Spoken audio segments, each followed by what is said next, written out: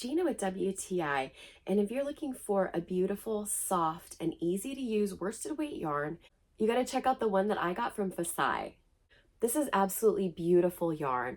I got the summer peak flower pattern, and these are kind of muted tones of gold, red, green, and blue. As you can see, I used it to make this cardigan. This is really strong, 80% Highland superwash fine wool and 20% acrylic.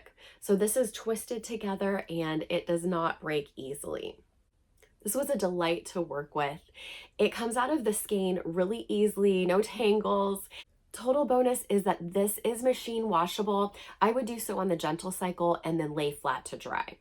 If you're looking for yarn for your next knitting or crochet project, you are definitely going to find what you want from Facai. They have so many different colors and patterns to choose from, and this is so soft, it's not itchy. Because this is worsted weight, it has a really nice heft to it. It doesn't feel like a flimsy garment when you're done. I'm just so pleased with it.